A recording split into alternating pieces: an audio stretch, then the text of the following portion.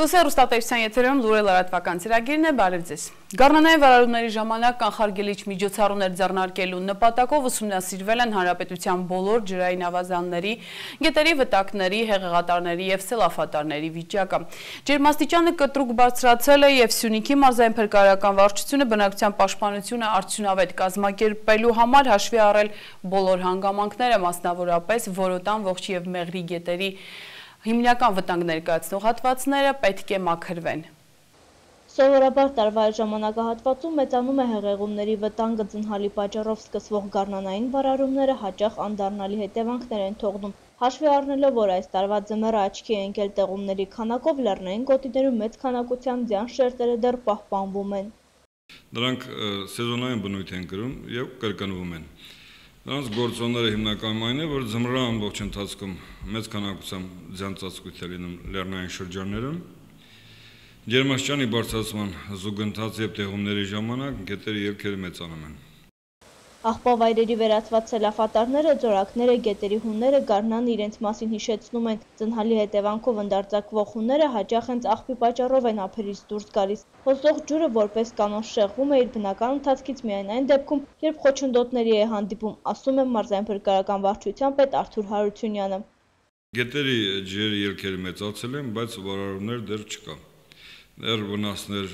բարեբախտաբար չկա, եղանակը փոխվեց, մի քիչ ցրտեց և ինտենսիվ ձնհալոցքը դադարեց։ Բայց միևնույն է, այդ ամբողջությունը պետք է արջի,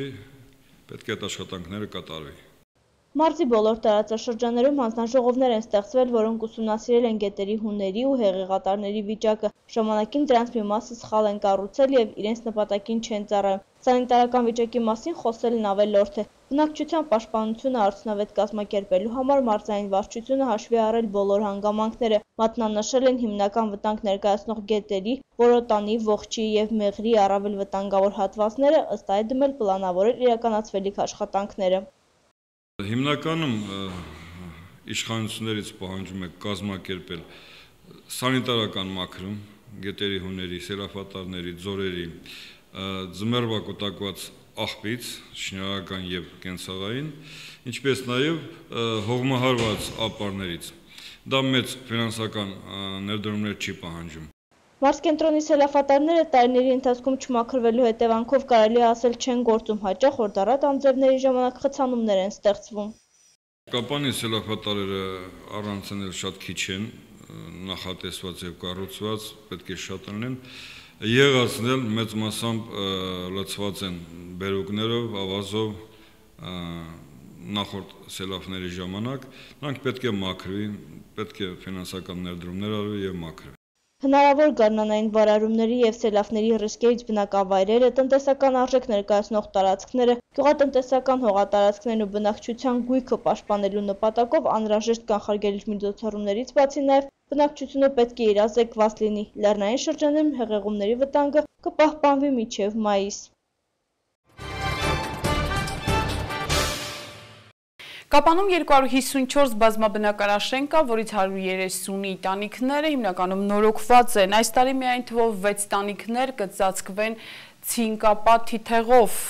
Գարեգին Նժդեկ 20 շենքին արդեն ավարտվել է։ Բյուջեի պահոստային ֆոնդից հատկացրած 50 միլիոն դրամը նախատեսված է 6 տանիքի հիմնանորոգման համար։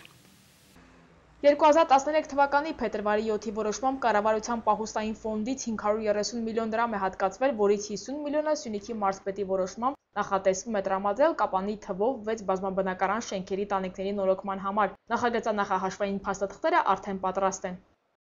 Քաղաքի Մինաս Պապյան 16, Մինաս Պապյան 8, Թումանյան 18, Ռոմանոս Մելիքյան 6 և Գարեգին Նժդեկ 20 շենքերը ընդգրկվել են այդ ցուցակում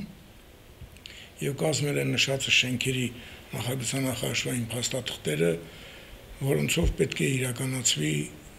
տվյալ շենքերի տանիքների նորոգում։ Ինչպես անցյալ տարի, այս անգամ էլ առանձնացվել են առավել վատթար վիճակում գտնվող տանիքները, միայն թե դրանք ցինկապատ թիթեղով են ծածկվելու։ Ոչ թե ազբոհերձաքարե տանիքներ, այլ ցինկապատ թիթեղով տանիքներ, եթե իհարկե գնային հնարավորությունները մեզ այդ հնարավորություն տան, գնային տարբերությունները մեզ այդ հնարավորությունները տան։ Կապանի Գարեգի Նժդեհի թիվ 20 շենքի տանիքի նորոգման աշխատանքները դեռևս նախորդ տարի են ավարտվել։ Շահող կազմակերպությունը նորոգշին սահմանափակ պատասխանատվությամբ ընկերությունն է։ Իսկ թե ինչու է ազգոհերձաքարին փոխարինել ցինկապատի տեղը, Արշակ Ուստաբաշյանը այսպես է բացատրում։ Մեր կողմից անելով ոչ թե ազգոհերձաքար, ասենք այդ ազգոշիֆեր ասածը, այլ անելով ցինկապատ թիթեղ, պարզ է, որ տանիքի կյանքը ավելի երկար կլինի դրանով, ցինկապատ թիթեղի դեպքում։ Եվ ցինկապատ թիթեղը եւ առողջության համար է, ասենք, ավելի նպաստավոր, հարմար եւ ընդհանուր, ասենք, երկարակեցությունն է բարձր։ Բայց որ պետք է խնամք տարվի, սպասարկում իրականացվի բնակչի կողմից թե համատիրության կողմից, դա անվիճելի փաստ է։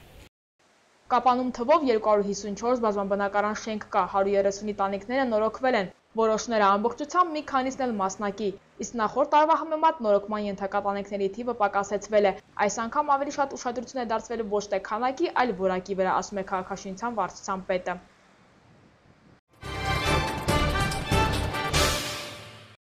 Գերմանիայի բարձրագույն դպրոցների միության աջակցությամբ Սիսիանում գործելու է մեծահասակների կրթության կենտրոնը։ Սյունիքում նման կենտրոն առաջին անգամ է բացվում, որտեղ հնարավորություն է ընձեռվելու գործազուրկներին վերապատրաստվել եւ նոր մասնագիտության շնորհիվ աշխատանք գտնել։ Սիսիանի քաղաքապետ Աղասի Հակոբյանյանը եւ Գերմանիայի բարձրագույն դպրոցների միությունը Հայաստանյան մասնաճյուղի տնօրեն Լուսինե Խարատյանը վավերացրին պայմանագիր, որի հիման վրա մեր քաղաքում կգործի մեծահասակների կրթության կենտրոն։ Շատ մեծ ձեռքբերում է Սիսիանի համար, նորություններով եւ ամբողջ քաղաքացիական առաջինն է, չէ՞, որ Սյունիքում առաջինն է։ Շնորհակալություն, որ վստահեցիք նախատեսիք Սիսիան քաղաքը։ Գերմանիայի բարձրագույն դպրոցների միությունը Հայաստանում զբաղվում է մեծահասակների կրթությամբ նպատակ ունենալով 16 եւ ավելի տարիք ունեցող մարդկանց կրթելու հնարավորություն ընձեռնել։ Գործազրկության կրճատմանը միտված քայլերից մեկը Լուսինե Խարատյանի մարդկանց շարունակաբար վերապատրաստելու հնարավորություն ընձեռելն է։ Ենթադրենք ժամանակին ստացել են որևէ կրթություն եւ կոնկրետ այդ մասնագիտության ուղղությամբ աշխատանքային հնարավորություն չկա իրենց այսօրվա բնակավայրում, իրենք ունենան հնարավորություն վերապատրաստվելու եւ գտնելու աշխատանք իրենց նոր մասնագիտությամբ։ Գերմանիայի բարձրագույն դպրոցների միությունը նմանատիպ կենտրոններ վերապատրաստման տարբեր ծրագրերով հիմնել է Տաուշի մարզի Իջևան քաղաքում, օժանդակում է նաև Գյումրիում գործող սոցիալական կրթական կենտրոնին։ Թիրախային հիմնական խմբերը գործազուրկներն են։ Լուսինե Խարատյանը վստահեցնում է, վերապատրաստվելուց հետո գործազուրկների աշխատաշուկայում կրկին ընդգրկվելու հավանականությունը կմեծանա։ Այս ճանապարհով փորձում ենք լուծել եւ սոցիալական խնդիրները, ինչպես նաեւ մարդկանց հնարավորություն տալ ամբողջ կյանքի ընթացքում նոր բան սովորելու, որովհետեւ մեր կարծիքով դա կարեւոր է, քանի դեռ կենթանի ես, շարունակաբար սովորում ես, հա։ Կազմակերպում ենք նաեւ տարբեր տիպի քննարկումներ մեր կենտրոններում, Հայաստանում արկա խնդիրների վերաբերյալ, քաղաքացիական խնդիրների, մշակութային, սոցիալական եւ այլն։ DVV International միջազգային կազմակերպության կողմից 2012 թվականին մեծահասակների կրթությանը միտված ծրագրեր իրականացնելու մրցույթ էր հայտարարվել Արարատի, Վայոց ձորի եւ Սյունիքի մարզի քաղաքների համար։ Ներկայացված մեծ թվով ծրագրերի շարքում լավագույնը ճանաչվեց եւ հաղթեց Սիսիանի ներկայացրած ծրագիրը։ Սկզբում այս պահին քաղաքապետարանն է իրականացնելու աշխատանքների մեծ մասը, հետագայում պլանավորում ենք բացել հիմնադրամ, որի խորհրդում կլինեն թե քաղաքապետարանը, թե մենք եւ միգուցե եւս մեկ կառույց, եւ այդ հիմնադրամը արդեն ինքը կլինի առանձին կառույց, որն էլ կտնօրինի կենտրոնը եւ կշարունակի աշխատացնել կենտրոնը այն բանից հետո, երբ DVV-ի օժանդակությունը այլևս չի լինի։ Բացի դրանից մենք նախատեսում ենք, ինչպես մեր մյուս կենտրոնների հետ, հա, այս կենտրոնն էլ կապել Գերմանիայի որևէ քաղաքում գործող նմանատիպ կենտրոնի հետ եւ փորձի փոխանակում կազմակերպել, որպեսզի գերմանական փորձը կիրառելի դառնա Սիսիանի համար։ Գերմանիայի բարձրագույն դպրոցների միության հայաստանյան մասնաճյուղի տնօրեն Լուսինե Խարատյանի տեղեկատվությամբ ծրագրի մեկնարկի համար այս տարի Սիսիանին կտրամադրվի շուրջ 34,000 եվրո ֆինանսավորում։ Ծախսվելու են վերանորոգման վրա, զինման վրա կենտրոնի, այսինքն դրանք համակարգիչներ են, կահույք է եւ այլ անհրաժեշտ, եթե դասգահների կարիք կլինի դասգահներ է։ Բացի դրանից մենք վճարելու ենք, ունենք հաստիկ կենտրոնի տնօրենի եւ հաշվապահի, կարծում եմ բաց հայտարարություն պետք է եղած լինի Սիսիանում, աշխատավարձեր են վճարվելու այդ աշխատողներին եւ նաեւ տարվա վերջում նախատեսում ենք վերապատրաստումներ, դասընթացներ վերապատրաստողների համար, որոնք հետո արդեն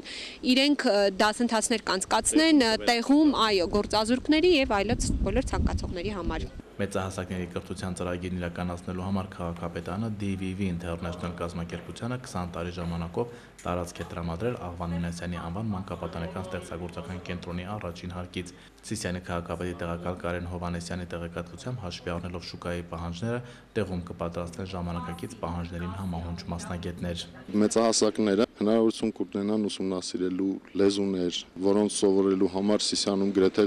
պայմաններ չունենք, համակարգչային ուսուցում, մասնագիտական տարբեր ուսուցումներ եւ դրանք իրենք կարող են օգտագործել նոր աշխատանք գտնելու, ինքնազբաղվածության, այսինքն տնօրինագործական պայմաններում որևէ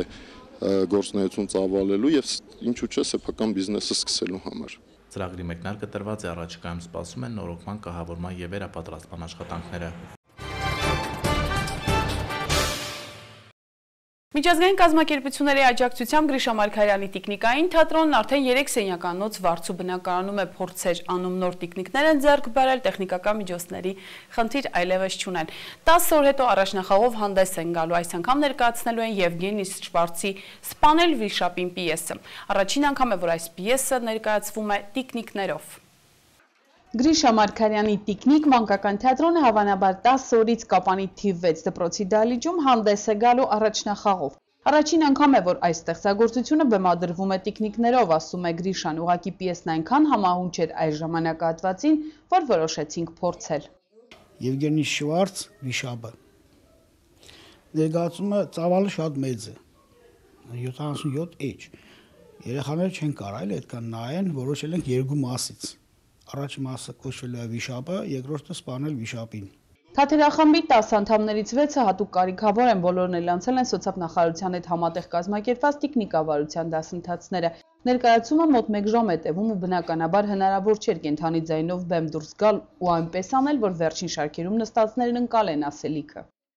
Նախորդ կարդում ենք պիեսը, զապիս ենք անում ֆանագրամա, ձևավորում ենք երաժշտական ձևավորում եւ այլ, անում ենք պատրաստում ենք ֆանագրամա, հետո նոր խաղում, որտեղ մեծ դահլիճներում ինչքան էլ գոռան չի լսվում։ Դրա համար մենք փորձ ունենք, էլի խաղացել ենք Կիկոսի մահը, ոչ մի բան չէին լսում։ Անդադ ասում էին բարձր, երեխեք արդեն ճղվում էին, չեն լսում։ Հարմար չի, էլի մեծ տեղերը։ Այս ծրագիրը հովանավորվում է Գյուլբեկյան հիմնադրամի կողմից։ Նոր տիկնիկներ են ձեռք բերել World Vision-ի Կապանի տարածքային զարգացման գրասենյակի աջակցությամբ։ Տեխնիկական միջոցների պակաս չունեն, մնում է աշխատել ու ամենակարևորը մեծացնել լսարանը։ Այս գործը հետաքրքիր է լինելու նաև մեծահասակների համար, համոզված է բեմադրիչը։ Հիմնական շեշտը տեքստի վրա է։ Դա ասենք խաղում ենք մեծ տարիքի երեխաների, ասենք 8-ից բարձր տարիքի, 8-րդ դասարանից բարձր տարիքի երեխաների եւ մեծահասակների համար, որովհետեւ թեման շատ լուրջ է ու պիեսը շատ ուժեղ պիես է եւ շատ լուրջ պիես է, ասենք այնց գործողությունները շատ քիչ են։ Մերի Սարգսյանը նոր է տիկնիկավար դարձել, սակայն արդեն շատ է սիրում վարագույրի ետևում կանգնել ու ժամերով ձեռքերը վեր պահել բավականին ծանր տիկնիկներին։ Սկզբում դժվար էր, հիմա երբեմն նաև հենվում ենք իրար վրա, ասում է Մերին, ու ընկեր Գրիշայի դիտողությունների օգնությամբ շտկում ենք դիրքային բաց թողումները։ Անընդհատ խաղալուց մենք ուշադրություն ենք դարձնում մեր տիկնիկների հայացքներին։ Չենք կարող զբաղվել ուրիշ բանով, էլի պետք է անպայման նայենք տիկնիկին, որ հայացքը բռնի մյուս տիկնիկին խոսելա ժամանակ։ Այսինքն վարագույրի մյուս կողմում չեք զրուցում իրար։ Երբեմն զրուցում ենք, բայց դե երբ որ սկսում է ներկայացումը, չէ արդեն։ Վիշապին զուգահեռ աշխատում է նաև Թումանյանի երկու հեքիաթների վրա Տերն ու ծառան, Խելոքն ու հիմարը կներկայացնեն ցածրումիջին դասարանների երեխաներին։ Թատրոնի ընկերներից Մարինա Ներսիսյանը, ով Միացյալ Նահանգներում է բնակվում, հիմնադրամ է ստեղծել ու գումարներ է հավաքում 3 մատով աշխատող նոր տիկնիկներ, գազանիկներ գնելու համար։ Երբ որ դրանք տեղ հասնեն, նույնիսկ մանկապարտեզ հաճախող շնորհալի երեխաներին կարող ենք բեմ հանել, վստահ է Գրիշա Մարգարյանը։ Ներքին Խոտանանի համայնքից տեղեկացնում է, որ կյանքի 73-րդ տարում մահացել է Կլիմենտ Սմբատի Զաքարյանը։ Ծնվել է Ներքին Խոտանան գյուղում 1940-ի հոկտեմբերի 15-ին, ավարտել է Շրվենանցի միջնակարգ դպրոցը, ծառայել խորհրդային բանակում, զորացրվելուց հետո ավարտել Երևանի սննդի տեխնիկումը, գործողվել է Կապանի նորակառույց գարեջրի գործարան, 20 տարի այդ ձեռնարկության գլխավոր ինժեներն էր, 1991 թվականին ղեկավարել է Ներքին Խոտանանի համայնքը, մի քանի անգամ անընդմեջ վերընտրվել է այդ պաշտոնում եւ աշխատել մինչեւ 2012 թվականը։